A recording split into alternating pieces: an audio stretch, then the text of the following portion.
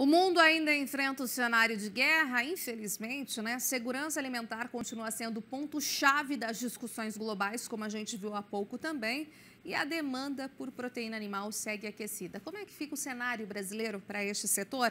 A gente traz a análise agora do especialista da consultoria agro do Itaú BBA, César de Castro Alves. Oi, César, bom dia, bem-vindo aqui mais uma vez à nossa edição do Bem da Terra. A gente sabe e tem visto, né, como a segurança alimentar foi tema semana passada da Jornada Eleições, quarta jornada da CNA, nas discussões globais entre líderes dos principais países do mundo e, claro, que acabam envolvendo também o Brasil nesse quesito. E a gente segue aí acompanhando o ritmo da demanda por proteína animal. Como fica o Brasil diante desse cenário, né? E trazendo todas as proteínas é a minha primeira questão para você. Bom dia. Bom dia, Renata. Olha, sua pergunta é muito boa, tem muito a ver com o que nós estamos vendo esse ano, né, no Brasil. As exportações de carnes elas estão muito fortes. Uma parte disso, né, no caso da pecuária de corte, é a função da oferta, que está um pouco maior, o ciclo está virando, né, então os produtores começam a descartar um pouco de vacas, algo que a gente não via nos anos anteriores, então está crescendo, né? Isso é uma boa notícia porque dá sequência ao que era esperado, né? Depois de anos muito fortes aí de retenção, uma produção de bezerros muito grande, então agora a gente tem uma acomodação do preço do bezerro e no final isso vira mais oferta de carne porque os produtores descartam mais vacas. Isso tem sido muito importante porque o Brasil tem sido muito acessado pelos países, né? As exportações estão muito aquecidas, os países que são nossos tradicionais compradores, isso muito fortemente para a carne bovina e para o frango, estão cada vez mais presentes, né? No Brasil, na ponta compradora.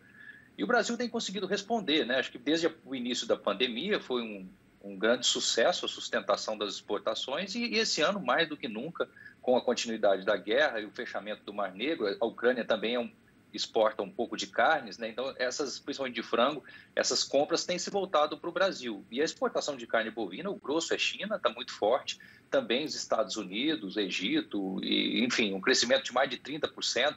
Então, ajuda muito a gente a equilibrar esse ano de mais oferta, né? Se não tivéssemos essas boas exportações, seria mais difícil a gente ter uma boa precificação, dado que aqui dentro, o mercado interno, a situação é mais difícil, né, para repassar preços e aumentar o consumo. Exato. Você tocou no ponto da demanda chinesa, né? Camardelli, presidente da BIEC, falou recentemente de um recorde de exportações nesse ano, então, para 2022. Então, pelo que vocês têm observado aí no Itaú BBA, esse ritmo, esse fluxo segue com uma demanda bem positiva, pelo que vocês têm acompanhado, e assim deve se desenrolar o segundo semestre também, César? Acreditamos que sim. Além dos bons volumes, né, as quantidades que são muito favoráveis, né, crescendo aí próximo de 30%, os preços têm subido muito, né, Renata, em dólares. Então, isso ajuda muito a indústria a recuperar margens e, por sua vez, permite pagar mais no chamado boi China, né? É verdade que o ágio dele não é desprezível em relação ao chamado boi comum, mas todo o mercado está mais elevado. Então, a gente vê, sim, boas perspectivas para a continuidade desse movimento. A China já se recuperou da produção de carne suína, né? A redução que eles tiveram há alguns anos, e a compra de carne bovina continua muito forte. Então, é muito provável que a gente continue observando esse fluxo bom para lá.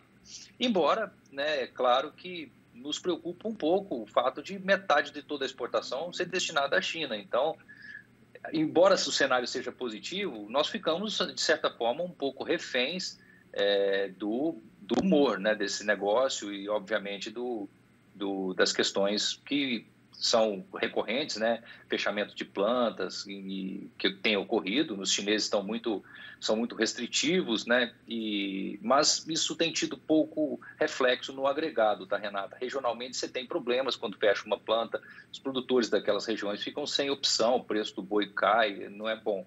Mas para o Brasil como um todo, o efeito é muito pequeno. Então, se não tivermos um grande embargo como ocorreu no ano passado, nós não apostamos nisso, a gente deve ter sim um ano muito bom aí para as vendas para a China, e não só com volumes, mas com preços bem mais elevados, o que é muito positivo. Sim, a questão do faturamento aí no valor dos embarques, né, das exportações, a gente sempre fala, e sim, há esse ponto aí de alerta que sempre a gente gosta de colocar aqui em discussão, que é a questão, sim, de metade, aí, às vezes mais da metade das exportações estarem completamente nas mãos aí da China. Tivemos ali a questão dos 2 casos atípicos, né, da vaca louca no passado, que embargou realmente durante um tempo aí essas exportações. Tivemos várias aí discussões entre governo chinês e brasileiro para, de fato, destravar todo esse caso. Então, assim, segue mesmo sendo um ponto de chamada de atenção até para o próprio Brasil, tentar também obter outras alternativas, né? Óbvio que o fluxo é muito importante, é bom, porém, diversificar essa pauta de alguma maneira, César. É o que nós precisamos fazer, mas vale dizer que a gente tem conseguido, né? A novidade, vamos dizer assim, é os Estados Unidos, que nós estamos exportando bem mais, né, para eles.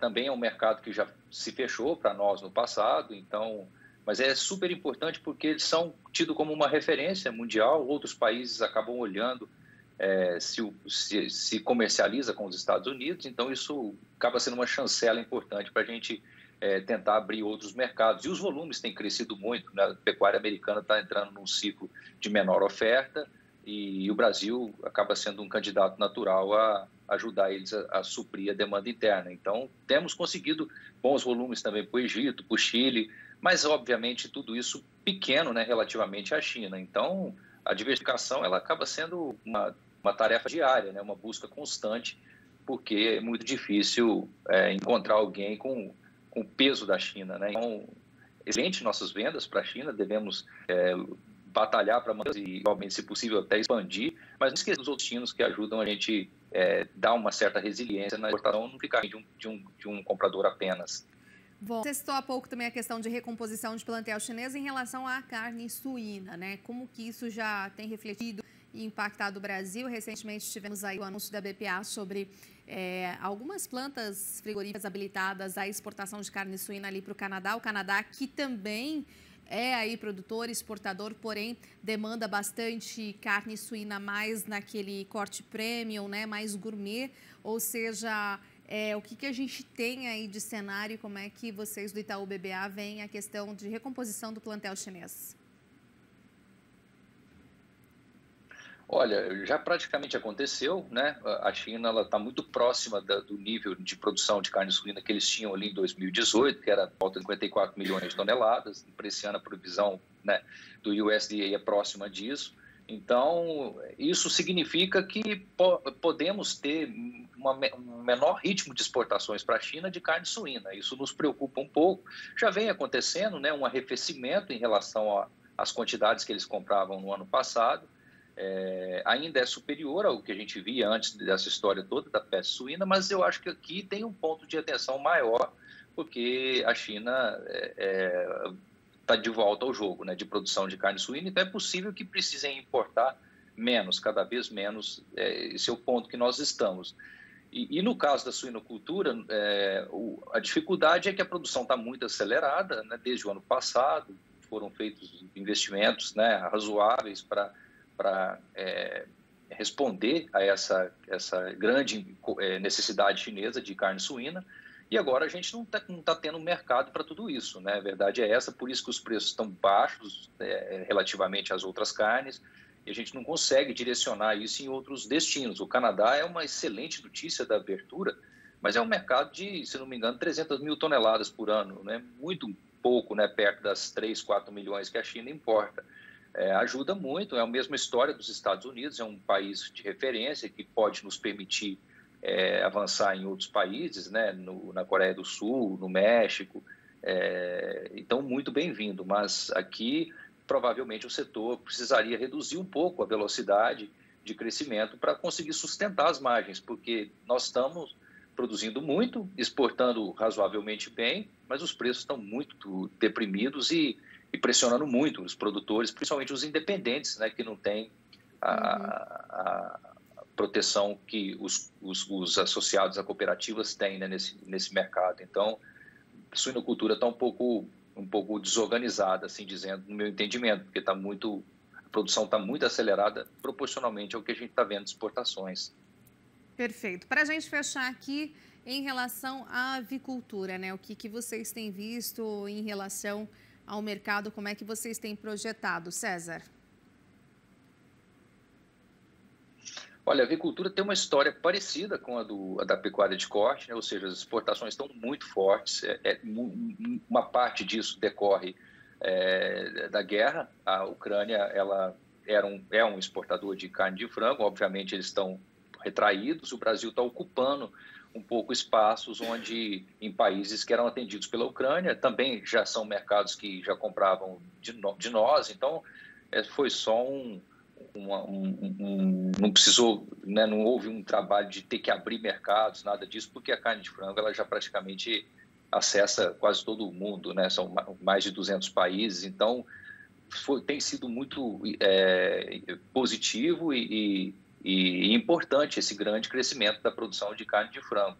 Nesse caso, o setor fez um ajuste no começo do ano, né, porque as margens também estavam apertadas ali, especialmente de dezembro em diante, né, para cá, porque os preços caíram muito da ave depois do período festivo e o setor reduziu a produção, os preços se sustentaram, né, subiram, as margens apareceram e a gente tem um desenho, acho que assim, um pouco perigoso por conta da continuidade da guerra, os balanços apertados de grãos, né, que significa uma possível ração cara, mas algum alívio a gente pode eventualmente observar no segundo semestre, na medida que a safrinha, que é bastante volumosa esse ano, chegar, né?